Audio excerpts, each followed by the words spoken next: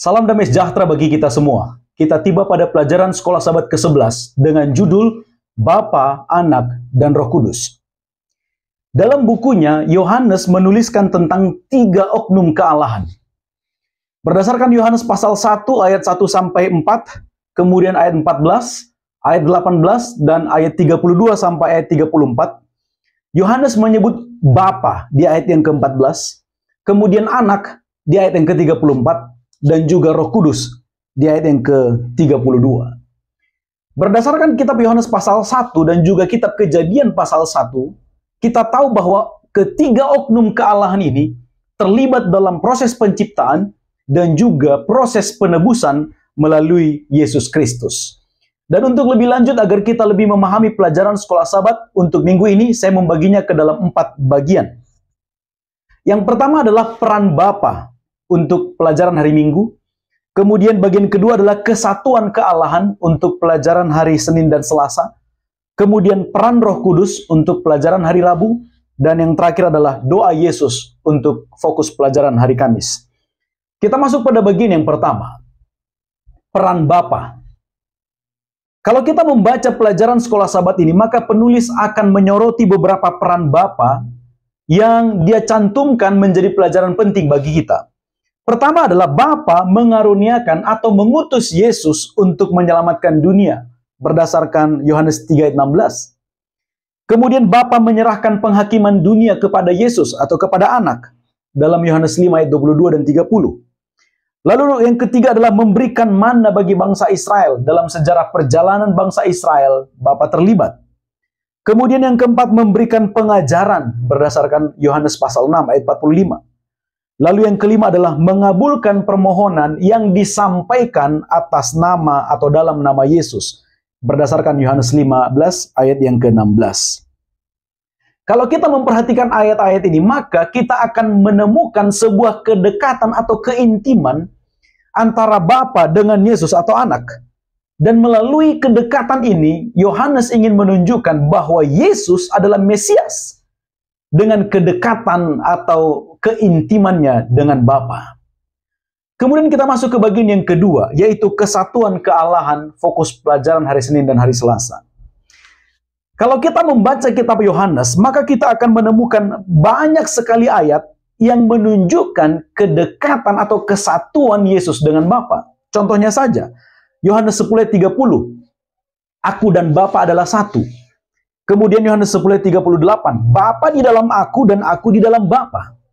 Kemudian Yohanes 1 ayat 18, Anak menyatakan siapa Bapa. Kemudian pasal 5 ayat 30, Anak melakukan kehendak Bapa. Kemudian pasal 6 ayat 40, Anak menjadi satu-satunya jalan menuju Bapa. Kemudian 5 ayat 36, Anak melaksanakan pekerjaan Bapa. Kemudian 8 ayat 38, yang kulihat dari Bapa itu yang kukatakan, kata Yesus. Dan kemudian 16 ayat 27, Aku datang dari Allah atau dari Bapa. Masih banyak ayat-ayat yang lain dalam kitab Yohanes. Pertanyaannya, mengapa Yesus sangat menonjolkan atau menekankan kesatuannya dengan Bapa?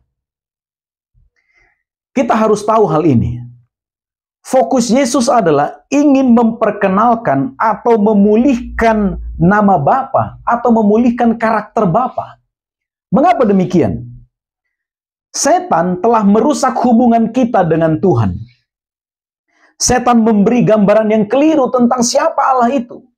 Setan katakan, hukumnya tidak adil, terlalu berat, tidak ada yang dapat menuruti hukum-hukumnya. Pemerintahannya tidak adil.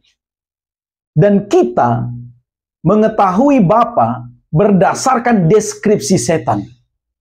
Oleh sebab itu Yesus diutus untuk menyelamatkan kita dan memperkenalkan atau memulihkan Bapa. Bahwasanya Bapa itu sebenarnya adalah Bapa yang penuh kasih. Buktinya ia mengutus anaknya, dalam hal ini Yesus bagian dari oknum kealahan, untuk menyelamatkan kita, dan Yesus memperagakan bagaimana hidup manusia itu dapat menuruti hukum-hukum Tuhan. Itu sebabnya Yesus menunjukkan kedekatan dirinya, dan Yesus mengatakan, kalau kamu telah melihat aku, engkau telah melihat Bapa. Jadi dengan dideskripsikannya kedekatan Yesus dengan Bapa, tujuannya adalah dengan keberadaan Yesus dapat memulihkan karakter Bapa yang sudah dirusak oleh setan. Lalu jika demikian, bagaimana dengan kesatuan terhadap Roh Kudus? Apakah Bapa, Anak tidak satu dengan Roh Kudus? Mengapa Yesus hanya mendeskripsikan kedekatannya dengan Bapa? Kesatuan Bapa, Anak, dan Roh Kudus juga sebenarnya ditampilkan walaupun dalam ayat yang berbeda. Kalau kita membaca Lukas pasal 4 ayat 18, Yesus berkata, "Roh Tuhan ada padaku," katanya. Kemudian Yohanes 15 ayat 26, "Roh kebenaran yang datang dari Bapa." Lihat itu. Kemudian Matius pasal 28 ayat 19, di sana dikatakan, "Baptislah mereka dalam nama Bapa, Anak, dan Roh Kudus."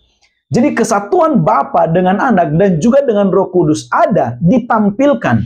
Bukan hanya Bapa dengan Anak.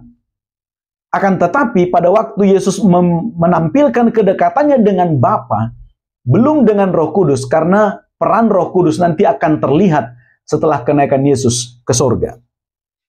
Lalu kemudian bagian yang ketiga, peran Roh Kudus, fokus pelajaran hari Rabu. Penulis Sekolah Sahabat Kita mencantumkan beberapa peran yang dikerjakan oleh Roh Kudus. Pertama adalah menuntun seseorang kepada kelahiran baru atau pertobatan. Dalam pasal 3 ayat 5-8.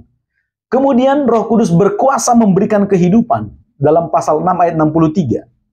Kemudian Roh Kudus mengajarkan dan mengingatkan kita akan kebenaran. Pasal 14 ayat 26. Lalu Roh Kudus bersaksi tentang Yesus, pasal 15 ayat 26. Lalu menginsafkan manusia akan dosa, pasal 16 ayat 8-11.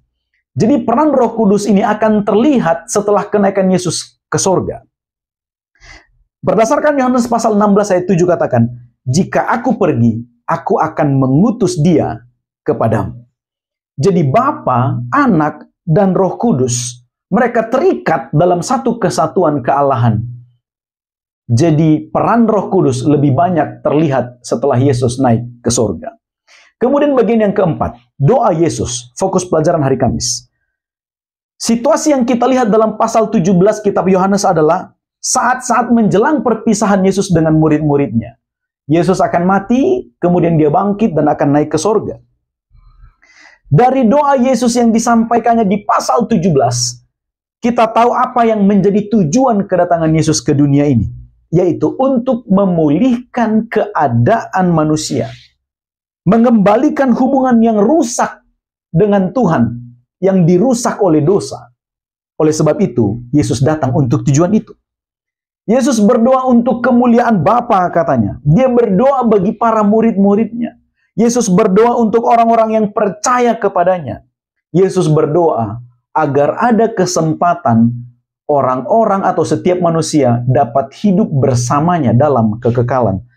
Dalam pasal 17 ayat yang ke-24. Kalau kita membaca dengan sangat teliti pasal 17 ini, maka kita akan tahu bahwa doa ini menunjukkan isi hati Yesus yang mendalam. Dan ini mengingatkan kita tentang kasih-Nya yang besar kepada kita semua. Dan betapa besarnya kerinduannya agar kita beroleh keselamatan, keadaan kita dipulihkan, diperdamaikan dengan Tuhan, dan kelak kita akan tinggal bersama Tuhan dalam kekekalan. Inilah garis besar pelajaran Sekolah Sahabat Kita untuk minggu ini. Semoga menolong Anda memahami pelajaran ini lebih dalam, lebih baik ketika Anda nanti mempelajarinya secara pribadi. Terima kasih, Tuhan memberkati.